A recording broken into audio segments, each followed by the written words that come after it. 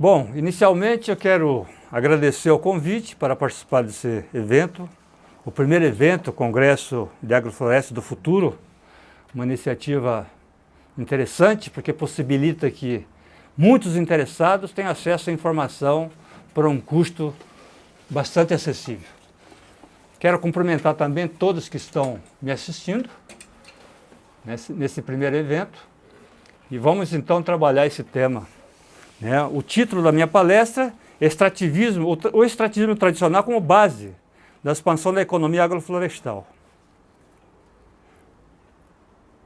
Bom, primeiramente eu gostaria de conceituar floresta. Nós temos que ter áreas mínimas de meio hectare, 5.000 metros quadrados, e nós temos que ter uma vegetação com potencial de atingir pelo menos 5 metros de altura e potencial de sombrear pelo menos 10% do solo. A copa dessas plantas, quando atingirem pelo menos 5 metros de altura, devem sombrear pelo menos 10% do solo. Esse é um conceito que a FAO desenvolveu e publicou em 2004. Mas nós temos um outro evento, que foi a Convenção de Mudanças Climáticas de Marrakech, em 2001, que ampliou um pouco o conceito de floresta, colocando a altura mínima de 2 metros, incluindo inclusive florestas destruídas, áreas desmatadas, desde que estejam reservadas para recuperação e que tenham o potencial então de atingir pelo menos 2 metros de altura e áreas mínimas de 5.000 metros quadrados e que tenham capacidade de sombrear pelo menos 10% do solo. Então são dois conceitos e esse último da Declaração de Marrakech, ele diminui um pouco a altura da vegetação, do extrato vegetal. É importante isso pelo seguinte, porque as pessoas que vivem próximos a ecossistemas pujantes como o amazônico, a Mata Atlântica, imaginam que o conceito de floresta se reserva mais para vegetações mais altas, mais fechadas, mais luxuriosas, como dizem os florestais. Então o conceito se amplia bastante com essa declaração de Marrakech. Agora, vamos olhar para o fundo do quintal das comunidades tradicionais. Nós temos no Brasil milhares, ultrapassa 10.000 comunidades tradicionais que atuam nos diversos ecossistemas do Brasil. Nós temos nas margens dos rios, nas áreas de vazantes, os agricultores tradicionais, nós temos na Mata Atlântica, os agricultores de roça de toco, das coivara, originária da agricultura indígena. Nós temos, por todo o Brasil, comunidades autóctones, culturas tradicionais que vivem do extrativismo, que vivem da atividade com produtos florestais não madeireiros. Então o fundo das casas são dessas comunidades, normalmente é uma pequena agrofloresta, porque ali eles cultivam os alimentos que eles usam no dia a dia e também vão plantando as mudas, as sementes das árvores que eles gostam, dos frutos que eles trouxeram de algum lugar. Vai se criando então uma salada de plantas e que seria então uma agrofloresta de fundo de quintal. Então vamos pensar um pouquinho mais o conceito da agrofloresta num sentido mais amplo, como um ideário produtivo. Porque se nós formos na origem da agricultura, quando a espécie humana começou a evoluir, naquele início que ela fazia a coleta de plantas, frutos, raízes, tubérculos, que caçava, pescava para viver, ela nas suas andanças pelo ecossistema, pela floresta, ela tinha seus acampamentos, quando ela tinha água boa, tinha rio que podia pescar, quando tinha áreas de extrativismo boa, e ali eles ficavam algum tempo, coletando os frutos, as raízes, e eles iam se alimentando e jogando as sementes dessas árvores, desses frutos, no entorno das áreas do acampamento. Isso é uma coisa espontânea. E quando eles viajavam, então ficava também resto de tubérculos, de plantas que crescem, que vegetam através de tubérculos, de raízes, de galhos, de manivas, E assim, então, a gente teve o início da agrofloresta. Esse ideário, então, começou com a evolução da história humana, né? E nós, se olharmos um pouquinho mais para frente, no início da nossa colonização, nós vamos ver que o nosso mapa, o mapa do Brasil, colorido em diversas cores, cada cor dessa representa uma comunidade tradicional. Nós temos na Amazônia o castanheiro, o extrator de évia, né, da borracha, do pau-rosa, N espécies na Amazônia onde são extraídos produtos para o comércio. Nós temos nessa área aí estreita, escura, são áreas de vazantes do rio. Tem o Rio São Francisco no Nordeste, tem os rios do Sul. Então nós temos rios que possibilitam a agricultura para as comunidades tradicionais. Nós temos florestas que possibilitam extrativismo. Então os índios já faziam, e os negros e os descendentes de europeus que colonizaram o Brasil, também continuaram essa economia, fazendo extrativismo para o seu consumo e fazendo também para o comércio. Como nós temos em Minas, a faveira que as comunidades tradicionais fazem a coleta de fava e vendem para laboratórios, para a indústria farmacêutica. Então existe assim, na história do Brasil, né, as populações tradicionais que já fazem isso. Por isso que eu gosto muito de trabalhar em cima daquilo que já existe, né? A proposta dessa conversa é mostrar a possibilidade da agrofloresta através desse conhecimento, através desses recursos que já são dominados pela população. Então, voltando nesse slide anterior, então o ideário da produção sustentável, integração, promoção socioeconômica em massa. A agrofloresta seria, no meu entender, o grande ferramental de uma política pública na área da agricultura para se incluir milhões de pessoas. Hoje o Brasil vive com um universo de mais de 10 milhões de desempregados. E nós vamos ver que a grande maioria desses desempregados são oriundos, é uma mão de obra sem capacitação para a vida urbana, são oriundos das dezenas de milhares de comunidades tradicionais que nós temos no Brasil. Uma grande maioria de quilombolas, já que a comunidade tradicional mais ampla, o maior número de comunidades tradicionais que nós temos são os quilombos. Nós temos quilombos, mais de 4.000 comunidades no Brasil, sendo uma boa parte já reconhecida pelo poder público. Nós temos muitas comunidades quilombolas que ainda não atingiram esse grau de registro pelos órgãos públicos, nem de autorreconhecimento como quilombos. Mas são comunidades tradicionais e elas representam assim, uma possibilidade muito grande para esse ideário da agroecologia. Então, o que seria a agrofloresta? Por que nós estamos buscando, através da agrofloresta, apresentar uma nova forma produtiva? Quando nós olhamos as árvores, as plantas, nós temos a parte aérea e temos a parte subterrânea. E cada planta tem uma arquitetura aérea. Tem uma copa, tem uma estrutura de caule, de ramos, tem folhagem diferente. Essas plantas todas possuem arquiteturas próprias e possuem também necessidades próprias de luminosidade, não só de tempo como de intensidade. Então as plantas são diversas em suas necessidades por luz, são diversas em sua estrutura, na sua arquitetura de copa. E nós temos a parte subterrânea das plantas, que também formam uma arquitetura, né? Há casos de vegetações, como o do cerrado, que a biomassa subterrânea é maior do que a biomassa aérea. Então é muito importante pensarmos que na parte subterrânea, cada planta tem um tipo de arquitetura. Cada planta tem também um tipo de necessidade específico. Tem plantas que produzem nitrogênio, outras usam muito nitrogênio, dependem de nitrogênio no solo. Tem plantas que precisam muito de fósforo e têm dificuldade de absorver o fósforo, de solos tropicais, onde os compostos de fósforo estão em forma insolúvel. E nós temos plantas que, por outro lado, têm facilidade de solubilizar o fósforo que está insolúvel nos solos tropicais.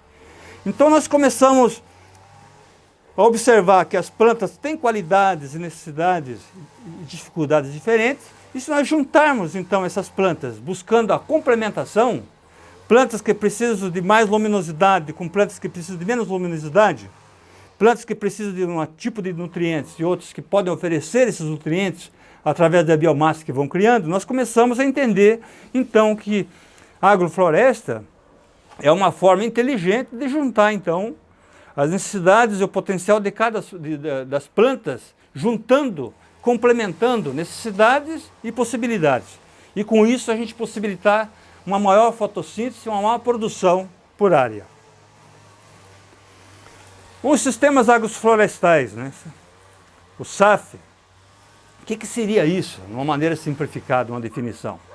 Seria o uso, o manejo da terra, nos quais se combinam plantio consorciado de espécies arbóreas, com cultivos agrícolas, forrageiras e adubos verdes.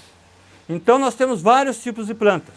Nós temos as plantas lenhosas arbóreas e nós temos as plantas agrícolas. A grande maioria das plantas que nós conhecemos, os grãos são ciclo curto, são anuais e bianuais. Mas nós temos também plantas semilenhosas, como a mandioca, como o ingá e outras, que podem ser consorciadas junto com plantas herbáceas e plantas trepadeiras e fazermos então o uso dessa parte aérea de uma forma mais perfeita para melhor aproveitar a luminosidade para fazer a fotossíntese. Então, o sistema agroflorestal, ele possibilita que a gente recupere ou melhore o solo para uma produção sustentável. Porque se nós observarmos na evolução da agricultura, desde aquele início, onde o homem foi criando suas agroflorestas próximos às suas habitações, foi domesticando as plantas, e essa agricultura foi então evoluindo até chegarmos hoje às grandes monoculturas mecanizadas, com todos os insumos modernos, químicos, agrotóxicos e adubos solúveis. Se nós olharmos então nesse processo todo de simplificação, nós vamos observar também um impacto ambiental muito grande. Então essa agricultura vai deixando um rastro de destruição por onde ela passa.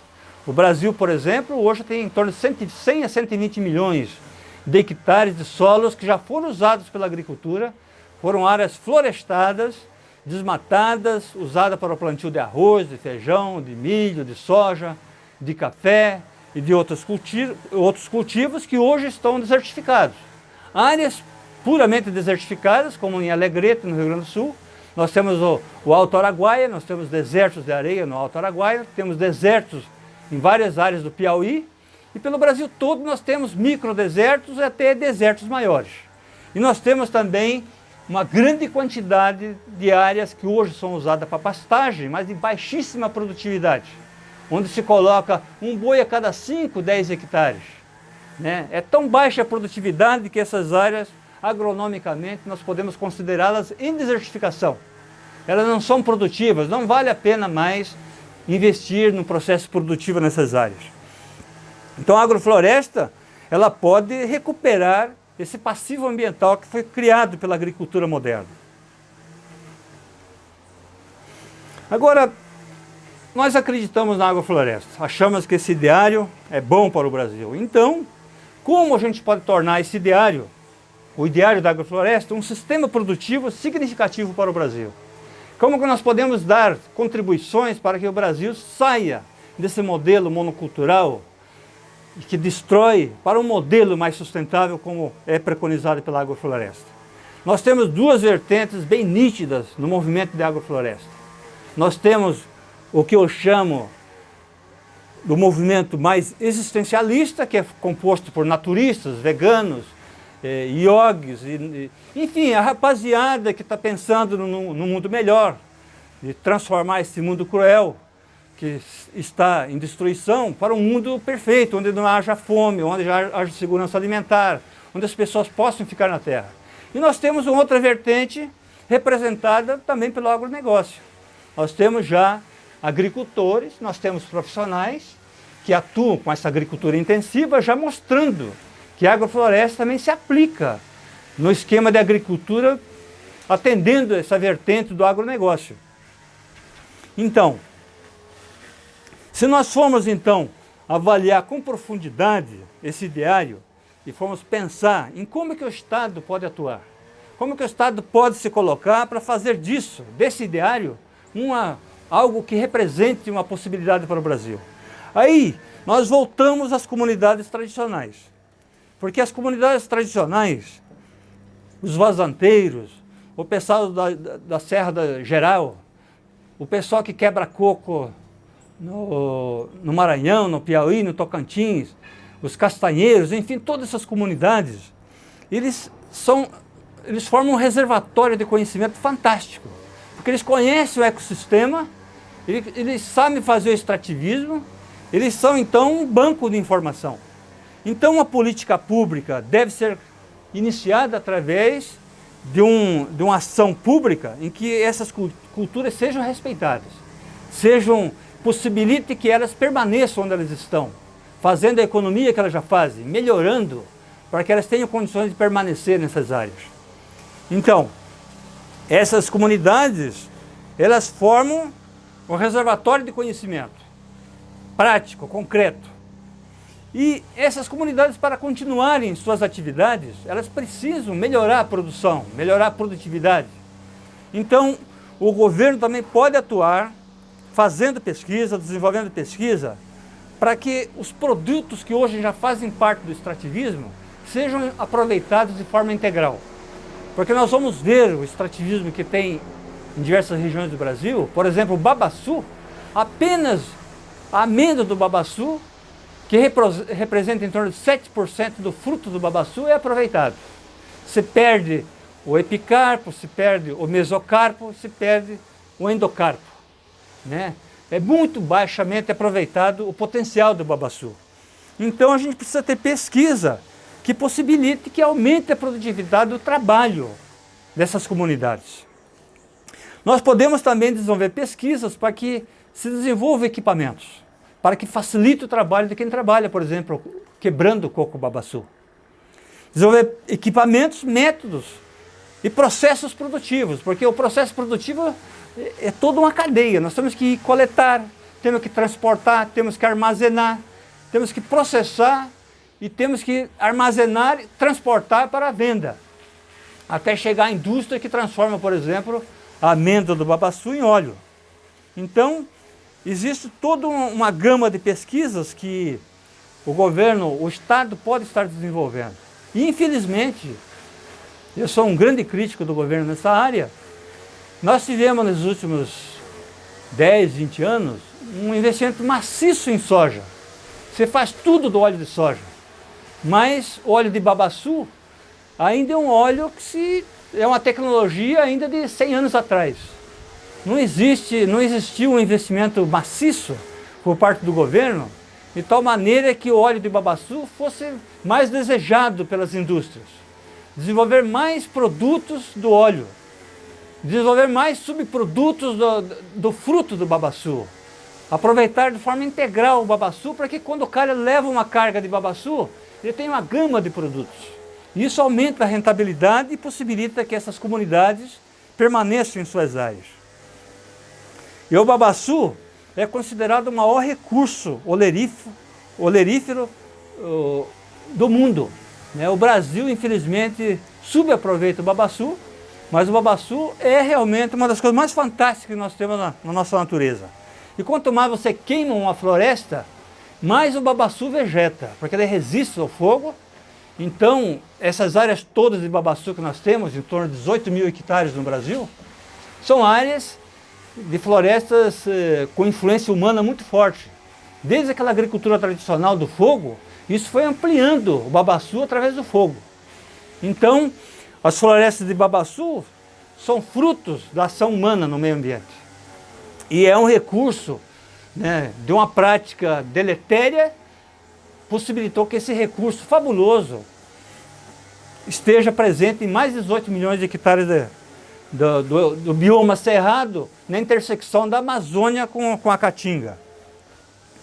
Então, o babaçu, como existem em torno de 18 milhões de hectares de floresta, então aqui o Ministério da Indústria e Comércio fez uma avaliação, uma projeção em 1977, dizendo que se nós fôssemos aproveitar o babaçu para valer, nós poderíamos produzir 1 bilhão de litros de álcool, 12 bilhões de metros cúbicos de gás combustível, 2 milhões de toneladas de coque siderúrgico, 500 mil toneladas de óleo proveniente da amêndoa, 5 mil megawatts de energia, que seria 20% da capacidade hidrelétrica instalada nesse ano de 77.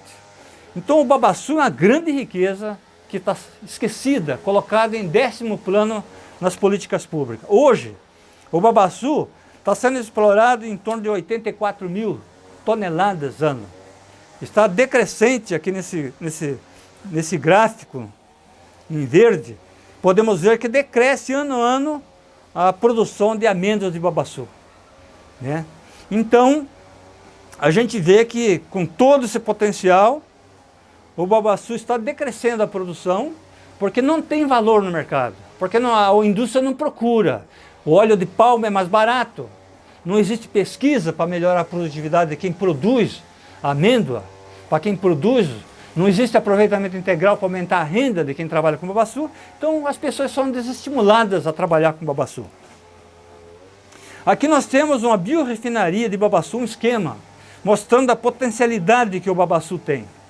Então você vê ali o mesocarpo, é 23% do fruto.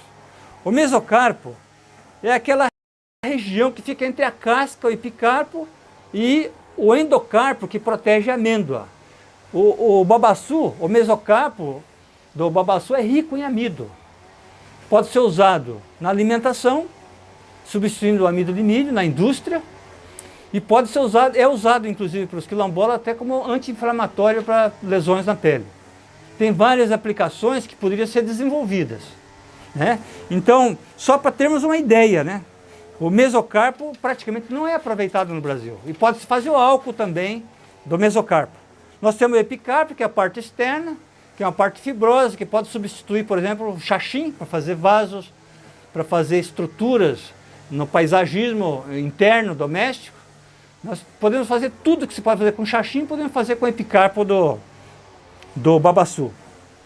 O endocarpo, que é aquela parte mais dura que protege a amêndoa, é o carvão de coque do babaçu, que substitui o coque mineral, né, na indústria siderúrgica. Alto potencial calorífico, né, não tem resíduo de produtos químicos, então é um coque fabuloso e a cinza pode voltar para a agricultura como um insumo, um adubo de primeira qualidade. A amêndoa, que faz 7% do fruto, e 70% praticamente da amêndoa é óleo, né? Então nós hoje colhemos em torno de 80 mil toneladas de amêndoa, que é transformada e dá em torno de 60 mil toneladas de óleo. Então a gente vê que o babaçu é subaproveitado. E para a gente poder realmente pensar na agrofloresta para representar uma pujança na agricultura brasileira, nós temos que pensar em promover essas economias que já existem, das comunidades tradicionais, essas plantas que já são usadas no extrativismo. Aqui nós temos uma tabela, que vocês podem ver, com todos os produtos do extrativismo não madeireiro, extrativismo florestal não madeireiro, mostrando aqui os 3 produtos mais importantes. Nós temos o babaçu, a erva mate e o açaí. São 3 produtos tradicionais, inicialmente só das comunidades tradicionais, mas hoje a erva mate é consumida no Brasil inteiro e já é exportada. E nós vemos assim nos últimos anos um crescimento virtuoso da produção de erva mate, porque o mercado remunera, os agricultores recuperam suas áreas de faxinais, né, lá na região do sul. A área de faxinal são áreas coletivas. Os agricultores têm bosques que eles usam não só para cultivar e para colher a erva mate, junto com outras árvores, mas tem o pastoreio também nessas áreas. É uso comunitário, é um jeito tradicional interessante. Tem vários grupos se organizando, vários agricultores recuperando suas áreas, porque a erva mate remunera bem. Então a economia ajuda a reintegrar aquele meio ambiente, aquela economia sustentável. Nós temos o açaí também, que vem crescendo ano a ano, em função também da demanda mundial. O mercado brasileiro é pujante e o mundo todo, os esportistas, cada vez mais consideram a polpa do açaí como um alimento fabuloso. né, para a saúde do esportista. Então, se o mercado remunera, o agricultor ganha bem no seu trabalho de extrativismo, a cadeia remunera, então ele começa a replantar as áreas que ele destruiu. Então nós vemos também muita recuperação de áreas de açaí no Nordeste. E nós temos o babaçu decrescente. Só não se acabou com o babaçu no Brasil até hoje porque o babaçu ele é uma planta que suporta o fogo. Então essas áreas que são feitas roça de toco, a coivara, que sofre muito incêndio florestal, cada vez mais vem babaçu. Então é uma planta que é uma dádiva, porque em vez de desertificar, ela ocupa o solo com muita energia, com alimentos, né, e possibilita que esses ambientes permaneçam sustentáveis, protejam a hidrografia, protejam a fauna que está ali naquele ambiente e protejam as comunidades, porque essas comunidades que vivem no entorno do bioma cerrado com a Caatinga e a Amazônia, principalmente naquela região do Maranhão, do Piauí e Tocantins, se não fosse o babaçu, a fome seria terrível. Então o babaçu é uma dádiva para essas regiões. Essa tabela, vocês podem olhar depois com mais tranquilidade, para ver como é que o mercado, como é que essas economias extrativistas estão caminhando hoje em dia. E nós temos aí muitas economias extrativistas que estão se fortalecendo. Nós temos hoje o baru, que já é uma coisa importante, o licuri da Caatinga, o pequi. Nós temos várias essências do cerrado que estão avançando. A piaçava, né, é usado hoje no paisagismo, nas construções dos resorts mais luxuosos. E nós temos que, numa política de Estado, é importante também dizer, que essas comunidades têm que ter uma assistência técnica. Porque no caso da piaçava também, quando o extrativismo é exagerado, não protege, tem que ir até o limite do bosque. Não pode extrair mais do que ele pode oferecer. Então houve uma queda ultimamente em função do extrativismo muito exagerado. Então a política pública também envolve isso, assistência técnica, porque muitas vezes as comunidades, em função da dificuldade que vivem, elas fazem um extrativismo além do que o bosque pode suportar. Então a política pública tem que ter assistência técnica, tem que ter o auxílio, financiamentos sazonais para que essas famílias possam colher até um limite, que não estresse aqueles bosques, para que eles continuem dentro do seu potencial produtivo. Eu gosto muito de trabalhar com o cerrado, porque o cerrado brasileiro, quando nós olhamos os biomas brasileiros, o cerrado brasileiro é o bioma que mais sofre o ataque da destruição hoje em dia. O desmatamento é violento no cerrado, é o bioma que mais é atacado hoje em dia, porque ele oferece espaço para a mecanização agrícola. Ele é levemente ondulado a maior parte dele. Então o que acontece? Tudo que é agricultura, que exige muita mecanização, o cerrado é o espaço ideal. Então como a agronomia resolve o problema da acidez e da infertilidade desse solo com calcário, com fosfato de rocha e com os adubos, então o cerrado tem sido uma área de expansão da nossa agricultura chamada moderna, da monocultura. Então, o cerrado é uma área de impactação muito grande atualmente, impacto ambiental muito forte. Por isso que eu gosto muito de trabalhar o cerrado como uma área central para se trabalhar a expansão da agrofloresta. Porque se nós trabalharmos no cerrado, o cerrado faz divisa com a Caatinga, no Nordeste, com o bioma amazônico, na região do Maranhão, Piauí, Tocantins, Mato Grosso, Goiás. E nós temos ao sul o cerrado fazendo contato com a Mata Atlântica. Então tudo que se fizer no cerrado, como o cerrado está no centro do Brasil, as pessoas passam pelo cerrado. As pessoas vêm para Brasília, do sul para ir para o Nordeste, passam em Brasília. Da Amazônia para o sul, passa no cerrado. Então o cerrado é um ecossistema, um bioma, que deve ser considerado como um lugar ideal para as boas políticas agrícolas.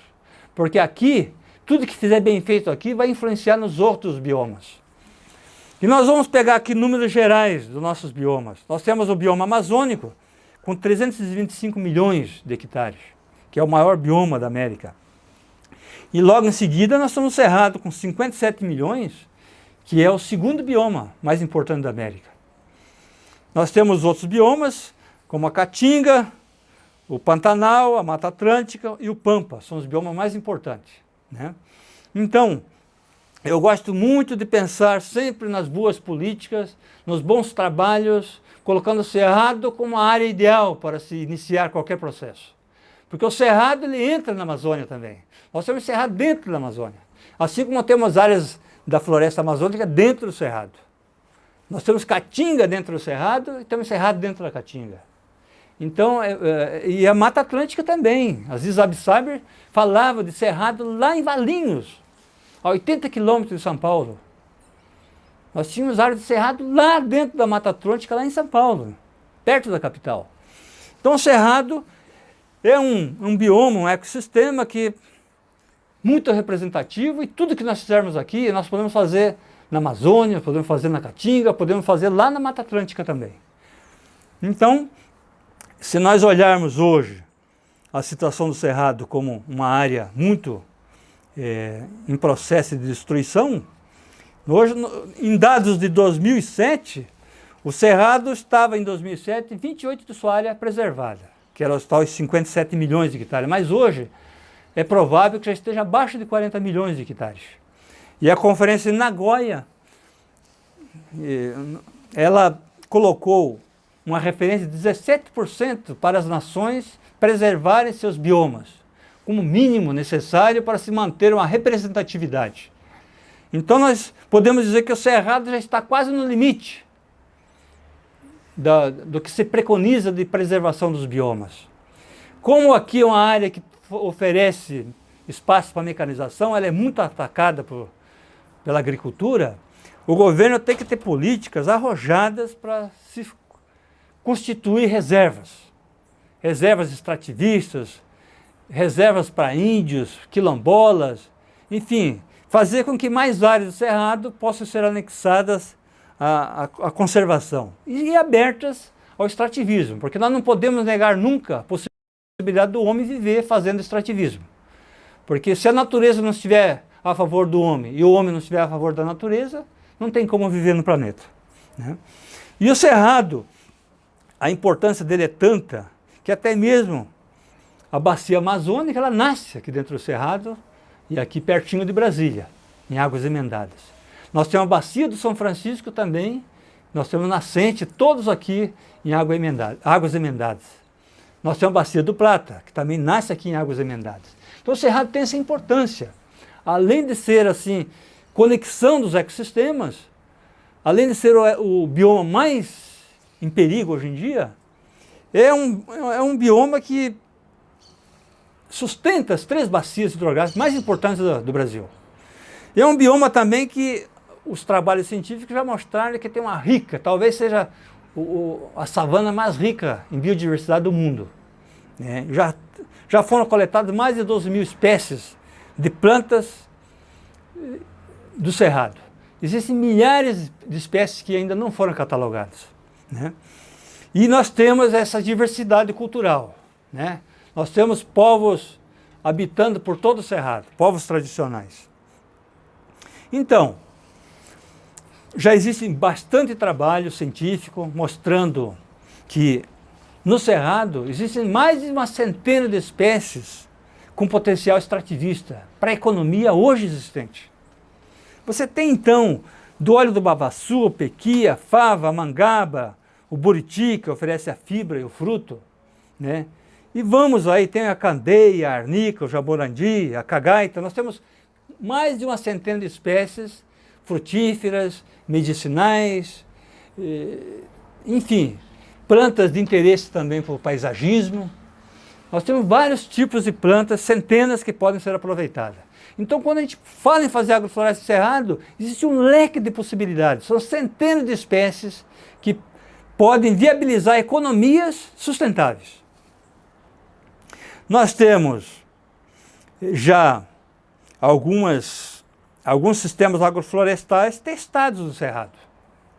Inclusive a Embrapa tem trabalhado com isso, muitos assentamentos e muitos também grupamentos de jovens, né, que vêm fazendo trabalho com agrofloresta, em escalas pequenas a médias. E fazendeiros também que estão atuando hoje na região do Cerrado. E quando nós falamos assim nessas espécies mais testadas, mais exploradas, principalmente nos assentamentos, nós temos a seringueira, como eu falei, né, as plantas da Amazônia entram dentro da região do Cerrado, né? A seringueira pode ser usada em sistemas agroflorestais no Cerrado. Nós temos o mogno, a copaíba, o baru, a gueroba, o angico, o nim que é uma essência que não é exótica, mas que possibilita um potencial industrial fabuloso. O Brasil ainda não descobriu, ainda não trabalha com o nim dentro de suas possibilidades, mas a Índia hoje tem uma indústria pujante de produtos para uso fitossanitário feito do nim. Produtos veterinários também feitos à base de nim. Então tem muitos grupos usando o nim dentro dos sistemas agroflorestais. Muitos sistemas já existem na região de Dourados, pelo Nordeste existe muita coisa, na região do Cerrado, beirando o Nordeste, nós temos muitas coisas. Os movimentos de sem terra, de assentamento, eles trabalham muito. Muitas vezes são áreas pequenas, mas são áreas que se servem de referência inicial, né? Então nós temos sistemas, nós podemos dividir os SAFs em 5 sistemas básicos, de acordo com a minha concepção, do jeito que eu gosto de classificar. Nós temos o sistema agro-silvicultural clássico, que junta árvores para produzir madeira, produzir frutos ou o que for, com cultivos agrícolas, né? Então você pode plantar, por exemplo, linhas de árvores e no meio você plantar os cultivos agrícolas, tanto anuais como bianuais e até mesmo semi-perenes, né? Porque se você vai plantar árvores, as árvores são perenes. Mas você tem, por exemplo, o cultivo de banana e mamoeiros, que são semi-perenes. Então você tem uma possibilidade muito grande de fazer esses SAFs com árvores e cultivos agrícolas. Mas também tem os SAFs baseados em plantas agrícolas, em árvores, forrageiras e pastoreio, né? O agro-silvopastoril, que junta as 4 atividades. O que se faz muito no Cerrado, o agronegócio está fazendo, é eucalipto. Planta eucalipto, 10 metros entre linhas e 4 metros entre plantas. No meio planta, primeiro ano arroz, segundo ano planta soja, terceiro ano planta alguma forrageira e no quarto ano entra com pastoreio. Se você não plantar eucalipto e plantar uma outra planta, que tem um crescimento mais lento, muitas vezes você não deve fazer o pastoreio. Não pode fazer o pastoreio no quarto ano. Então você pode plantar os cultivos anuais, fazer uma intercalação com adubos verdes, plantar mais cultivos anuais e deixar para fazer o pastoreio, plantar plantas forrageiras num estágio mais avançado, que as suas árvores já estejam num porte que não sofram o desgaste pelo pastoreio. Então esse seria o sistema agro-silvopastoril, que une então a agricultura, a silvicultura e o criatório animal. E nós temos também o sistema silvopastoril, que envolve árvores, forrageiro e pastoreio. Então nós podemos plantar árvores que, óbvio, se nós vamos fazer pastoreio, são árvores que não devem ter algum tipo de toxidez. As folhas não devem produzir toxidez, nem a casca e nem os frutos.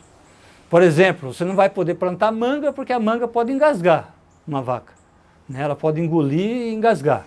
Então você tem que, quando você faz a mistura de plantas, você tem que avaliar cada característica. Cada planta tem sua característica, não só a sua arquitetura, as suas necessidades, mas também tem o que ela produz, né?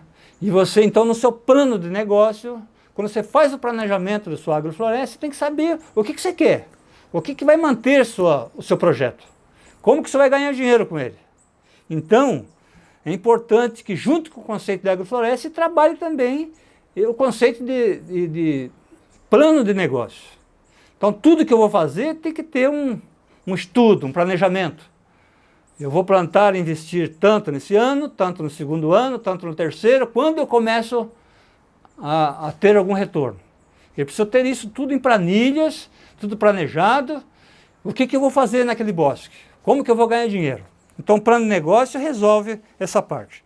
E nós temos um quarto sistema, que é um sistema que não é divulgado no Brasil, que é um sistema que eu tive contato nos anos 80, um sistema Van der Meulen, que foi um agrônomo holandês que andou no Brasil, principalmente aqui em Brasília, nos anos 60, e ele fez um trabalho de recuperação de solos notável na época.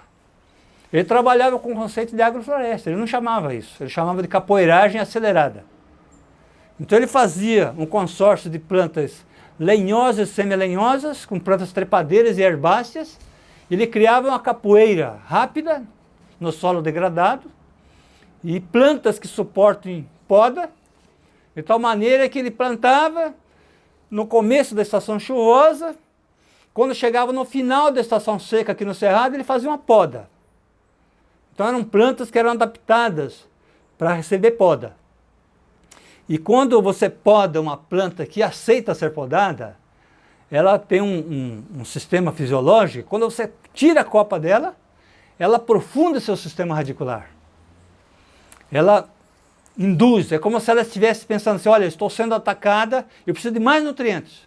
Então o sistema radicular é induzido a crescer, a se aprofundar, a ocupar maior volume de solo. Quanto maior o volume de solo ocupado por uma raiz, por um sistema radicular, mais chance a planta tem de ter acesso a nutrientes. Se o solo é pobre, tem uma baixa concentração de nutrientes, uma planta com sistema radicular que explora grande volume e boa profundidade, tem mais chance de conseguir os nutrientes que ela precisa. Normalmente essas plantas rústicas, elas têm sistemas radiculares profundos. Por isso que no Cerrado, as plantas do Cerrado, eu já vi plantas praticamente de tamanho herbáceo, semi-lenhosa, com sistema radicular de mais de 10 metros de profundidade. Já vi em horizonte, em perfil de solo, raízes de plantas. A Centrosema pubensis, por exemplo, chega a 6, 10 metros de profundidade. Ela tem um potencial de crescer em solos pobres. Então ela precisa de muita profundidade, precisa de muito volume para extrair o pouco de nutrientes que o solo tem. Se tem estação chuvosa e estação seca definida, quando ela aprofunda muito o sistema radicular, ela consegue umidade lá de baixo. Então essas plantas, quando você estuda um sistema de capoeiragem acelerada, como Van der Meulen estudou, você tem que ter conhecimento de sistema radicular. Você precisa então aproveitar dessas plantas, que são agressivas no crescimento radicular. E tem aqui então uma pequena mostra de plantas que Van der Meulen usou, desse técnico holandês. Eu conheci no início dos anos 70, quando fiz agronomia, a secretária de Van der Meulen, que trabalhava no Senado, já era uma senhora prestes a se aposentar. E conheci também o Elevaldo Chagas de Oliveira, que era um funcionário do antigo Serviço Florestal, Instituto Florestal. O Elevaldo Chagas de Oliveira, pai de Jorge Arthur, que faz agroecologia aqui no Distrito Federal. Foi um grande amigo meu. Ele me falou de Van der Meulen e eu fiquei encantado. Eu era estudante, para me formar, eu falei, nossa, é isso que eu preciso. Então eu fui atrás, entrei em contato com ele. Ele morava na Alemanha, ele já morreu faz tempo. Eu tive muito intercâmbio com ele através de cartas. E ele me mandou muitas informações. E fazendo o resumo do método dele, ele fez muita experiência usando a leucênia, o guandu, o açapeixe e a Tephrosia cândida, que são plantas lenhosas e semi-lenhosas, que aceitam poda. O açapeixe, vocês conhecem, dá muita empastagem. É a primeira planta que vem quando você roça o pasto, não é? É boi de dar mel, né? É, o boi da mel dá um mel fabuloso, né? Então, você junta essas plantas arbóreas, semi-arbóreas, com as trepadeiras. Centrosema pubensis, a mucuna, o desmodium, as tilosantes. E as herbáceas, como a crotalária, feijão de porco, o pânico, as várias espécies do pânico, e a mimosa invisa, que é uma leguminosa que ninguém tem pesquisado mais ela. Mas o Van der Meulen apontou como uma planta que tinha potencial.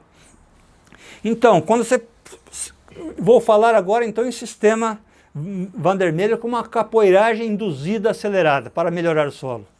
Então você tem que ter cuidado de escolher essas plantas que são rústicas, que crescem bem no sistema radicular, que aceitam poda, né? De tal maneira que elas possam produzir muita biomassa para você depositar no solo. Você vai trazer nutrientes que estavam perdidos a metros de profundidade, transformado em frutos, em folhas, em caule, em material lenhoso, deposita no solo, fazendo a serrapilheira, a matéria orgânica em cima do solo, protegendo o solo do sol, da chuva, incorporando então a atividade biológica no solo, e esses nutrientes vão ser oferecidos, biodisponíveis para as plantas de ciclo curto que são mais exigentes. E é importante que essas espécies da capoeiragem, se você vai fazer uma poda logo no final da estação seca, ou no meio da estação seca, é importante que a produção de sementes dessas plantas sejam... você tem que fazer a poda antes das sementes estarem com potencial germinativo. Porque você não pode deixar as sementes cair no solo porque vai virar uma praga, vai virar uma erva daninha. Depois você vai plantar o arroz, o feijão e essas plantas vão competir. Então você tem que selecionar as plantas e ver a época de corte sempre antes dos frutos, das vagens atingir o estado de maturação. Então tem todo um manejo, né? A agrofloresta exige inteligência. Talvez isso seja uma limitação muito grande, né, na expansão da agrofloresta. Porque você não consegue fazer agrofloresta com um agrônomo simplesmente formado pela escola academia tradicional. A academia ainda não oferece uma informação com conteúdo crítico para que o agrônomo convencional possa. Ele tem que sair de lá com vontade e ir atrás da informação. Então, é um sistema que exige muita informação, muita criatividade. Porque muita coisa não está escrito. Mas você observa ali uma planta, observa num quintal, observa em outro lugar. Opa, tem potencial. Hoje, eu estava vendo uma postagem do professor Jean Kleber, aqui da agronomia. Ele mostra o margaridão lá no Parque Burle Marx, com 4 meses florido, com a parte aérea semelenhosa, fabulosa, um grande volume de biomassa. Aí eu perguntei para ele, quanto tempo o margaridão chegou nesse tamanho? 4 meses.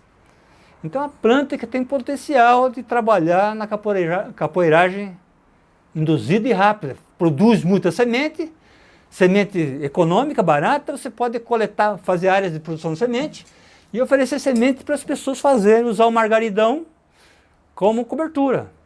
E aí, antes do margaridão estar com as sementes maduras, você pode plantar o margaridão com trepadeiras, com outras herbáceas e fazer uma capoeiragem rápida. Em 4 meses você está com o solo coberto, com grande produção de biomassa. Seguindo, nós temos aqui, como eu falei, a Embrapa hoje em dia já faz muitas atividades ligadas à agrofloresta. Nós temos na região lá de Rondônia várias atividades da Embrapa apresentando para os agricultores práticas agrícolas para evitar queimadas. Então, quando o agricultor abandona uma área de roça de toco, demora pelo menos 3, 4, 5 anos para capoeira se formar. Capoeira rala. E a Embrapa está fazendo trabalho com leguminosas de uma forma mais simplificada, não como o sistema Van der Meulen, mas usando leguminosas de crescimento rápido e num prazo de 2, 3 anos tem uma grande produção de biomassa. E o agricultor então é induzido a não queimar, porque ali ele vê que tem acumulação de nutrientes, resolve o problema dele, porque ele faz uma agricultura com baixa tecnologia, moderna. Então essa prática pode ajudar a evitar a queimada, proteger o solo e ir melhorando o solo. Então a Embrapa trabalha com esse sistema de capoeiragem acelerada, não tão sofisticado como o Van der Meulen, mas já tem muito experimento, muito trabalho na região de Rondônia principalmente. Nós temos um quinto modelo, que é voltado mais para os bosques que já existem. Você tem um bosque da Mata Atlântica, onde já tem restícios, por exemplo, de erva mate, já tem restícios de palmito jussara, ou não tem, mas que você pode levar para lá essas plantas. E muitas vezes esses bosques estão formados, estão fechados, e o agricultor pode, então, bem orientado, fazer um desmate seletivo daquelas espécies que tem mais e que não têm uma utilidade e não tem retorno financeiro para o agricultor, então ele pode tirar, ralear essa mata, fazer um desmate seletivo e levar essas essências que possibilitam o extrativismo para essas áreas. Na Amazônia se pode fazer, assim como com os cultivos amazônicos, né, com a castanheira, com a seringueira, com o cacau. E como os agricultores tradicionais lá da região da Bahia, da Mata Atlântica Baiana, a cabruca, que eles desmatavam por baixo, raleavam o mato, plantavam o cacau embaixo da floresta. Então é um tipo de agrofloresta que pode ser otimizado se nós usarmos outras essências para produzir riqueza, consorciando com o cacau, para produzir riqueza para melhorar a renda desse agricultor, né? Porque muitas vezes uma monocultura, como já tivemos uma crise na economia do cacau, deu a vassoura de bruxa e o cacauicultor teve muito problema, teve que dizimar o bosque. E muitas vezes você tem um bosque não só com uma essência para fazer extrativismo, mas com 2, 3, 4, 5 ou mais. Você tem trabalho dividido, espaçado durante o ano todo, e você tem uma economia mais sustentável. E um ecossistema também mais diverso, uma planta protegendo a outra. Mas nós podemos então fazer esse tipo de agrofloresta quando existe mata fechada. Mas quando nós pegamos o cerrado é uma outra realidade. Nós temos desde o cerradão mais fechado, que são áreas ricas, inclusive em madeira, e produtos extrativistas diversos, mas nós temos cerrados abertos. Cerrado desde Campo Sujo até cerrado normal, abaixo do cerradão, porque são várias nuances de cerrado, desde o campo sujo, fala-se campo sujo, com aquele campo que tem pequenos arbustos esparçados, né? Mas tem o cerrado normal, que você tem um extrato de vegetação e você tem as clareiras. Então você pode fazer agrofloresta no cerrado sem mexer no cerrado, apenas aproveitando o espaço liberado. Eu já fiz um projeto dessa natureza plantando coco e caju lá na região aqui do Rio Paranã, lá no município de Paranã. Infelizmente o projeto foi abandonado, mas usando essa filosofia de se plantar essências com valor extrativista para produzir riqueza dentro da clareira do cerrado. Então o cerrado oferece tudo isso de vantagem. Só o fato de você não precisar desmatar o cerrado já é uma vantagem.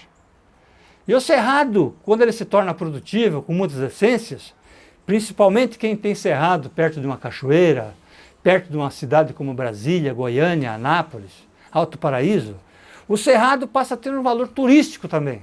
As pessoas vão e querem conhecer o cerrado. As trilhas, então, elas podem ter lá as plaquinhas e o guia falar sobre essas plantas do cerrado, as riquezas que elas produzem, o valor que elas têm, as características dela. Então, o cerrado, por estar permeado por grandes cidades, por áreas de turismo intenso, o cerrado, a própria vegetação, já passa a ser um elemento, não só para o extrativismo, mas também para o turismo. Bom, nós temos informações do MST de 2013, mostrando uma situação dramática do Brasil. Hoje nós achamos que já está ficando pior, porque na época, em 2012, eles falaram que tinham 8 milhões de desempregados. Hoje nós sabemos que já tem 11 milhões de desempregados. Na época nós tínhamos 150 mil famílias acampadas na beira das estradas. E nós tínhamos 4 milhões de famílias na época recebendo o Bolsa Família, e sendo que a grande maioria dessas famílias eram famílias de quilombos, de comunidades tradicionais. São comunidades abandonadas, onde a economia extrativista está relegada pelas políticas públicas. Então essas famílias não têm nem como sobreviver. Aí elas precisam do Bolsa Família. E nós tínhamos, na época, uma realidade fundiária, onde 84 dos estabelecimentos rurais eram pequenos, menores do que 100 hectares. Isso significava 24 da área total. Hoje nós acreditamos também que o maior número de grandes propriedades domina a maior parte da área fértil agrícola do Brasil. Então a situação socioeconômica de 2012 para hoje, eu imagino que está pior. Mas, então, nós temos toda uma realidade socioeconômica no Brasil uma realidade ambiental. Nós temos um passivo de mais de 100 milhões de hectares em desertificação. Nós temos essas famílias vivendo de Bolsa Família, nós temos essas pessoas acampadas na beira da estrada. Nós poderíamos, o Brasil poderia usar num programa de reforma agrária baseado em agrofloresta. Então o Brasil deixaria de ter na agricultura tradicional, na agricultura intensiva de grãos, a sua pujança econômica. Nós iríamos para a agrofloresta. Nós poderíamos fazer um grande projeto onde poderíamos assentar 1 milhão de famílias. E essas famílias, então, seriam... Eu imagino que as últimas publicações que eu vi, o custo de um assentado está em torno de 20 mil dólares. Porque precisa de uma casa, precisa de condições mínimas. Para assentar. Você com 20 mil dólares, você consegue, num projeto, se você tem 100 assentados, vezes 20 mil dólares, você tem um recurso para assentar. Assentar é levar as pessoas para lá, em condições de morar, em condições sanitárias, uma escolinha, em condições de habitar. Então, se nós multiplicarmos aí 1 milhão de famílias assentadas por 20 mil dólares, nós teríamos um custo inicial de 20 bilhões. Isso, na época, significava 0,8% do PIB. Comparado com o PIB, não é uma quantidade, um recurso exorbitante. E nós sabemos também que para implantar 1 hectare de floresta, de agrofloresta, nós vamos gastar em torno de 2 mil dólares por hectare em 6 anos. Porque quando você implanta uma agrofloresta, você planta as árvores definitivas junto com as árvores semiperenes e as plantas anuais para ajudar na sua manutenção, mas você tem um custo. Você tem que preparar o terreno, você tem que ter as mudas, você tem que plantar, tem que cuidar dessas árvores, tem que repor as mudas que se perdem. Então o custo é mais ou menos 12 mil dólares para a implantação e manutenção de um bosque, durante 6 anos, que é o prazo onde o bosque começa a produzir subprodutos. A partir do 6º ano, se você plantou, por exemplo, 10% de eucalipto, você já começa a colher eucalipto. Enquanto suas essências mais nobres estão crescendo e vão ocupar aquele espaço. Depois de 2, 3 cortes, o eucalipto vai embora e só vai ficar as essências nativas de alto valor, as madeiras de lei. Então você multiplica aí 100 milhões de hectares por 2 mil dólares, você tem 200 bilhões de dólares. Então nós teríamos aí 220 bilhões o custo de implantação do bosque e o assentamento dessas famílias. Né? Então veja que eu estou pagando para as pessoas fazerem o bosque. Então elas estão recebendo dinheiro para fazer o bosque. O que elas vão fazer lá de cultivo anual ou semiperene, bananeira, mamão, abóbora, melancia, abacaxi, arroz e feijão, é para elas. E elas vão receber uma grana para fazer 2 mil dólares por hectare para plantar e cuidar de um bosque por 6 anos. Mas ao 6º ano começa a haver produção de lenha, já pode se fazer carvão, já pode vender lenha para padaria, já pode se tirar moirão de cerca, madeira para escoramento de construção. Então, frutos, já tem frutos produzindo. E nós teríamos então um custo aí entre implantação do bosque que nós precisamos, o resgate do passivo ambiental, com essências do meio ambiente, madeiras de lei, 220 bilhões de dólares. Vamos colocar aí 10% de custo administrativo. Então nós teríamos um custo total de 242 bilhões. Na época que eu fiz esse estudo, esse cálculo, que foi em 2012, significava 10,4% do PIB. Era 1/3 do custo da dívida externa, da dívida pública. Aquilo que o Brasil pagava era 1/3. O que eu ia gastar em 20 anos seria 1/3 do que o governo estava pagando da dívida pública. Então, quando nós pensamos em grande escala, mas de uma forma racional, e comparamos o investimento com o que o Brasil gasta com dívida pública e gasta com todos os processos criticáveis da política, corrupção, por exemplo, a gente vê que é um sonho viável. A agrofloresta, se nós tivermos um governo sério que cuida dos recursos públicos, é possível se fazer, resgatar esse passivo ambiental de 120 milhões de hectares e incluir imediatamente 10 milhões de famílias 1 milhão de famílias como assentados, e nós, a cada ano, na medida que vamos ampliando o bosque, nós vamos incluindo 500 mil trabalhadores. Chegando no final dos 20 anos, com mais de 30 milhões de famílias incluídas num processo de ocupação de 100, 120 milhões de hectares. Ou seja, acaba a pobreza, né? Acaba a pobreza no Brasil, acaba a mão de obra barata na cidade, acaba a mão de obra passando fome, precisando de esmola para viver. Então, a hora que precisar de um pedreiro na cidade, de alguém fazer um serviço braçal, vai pagar um salário decente.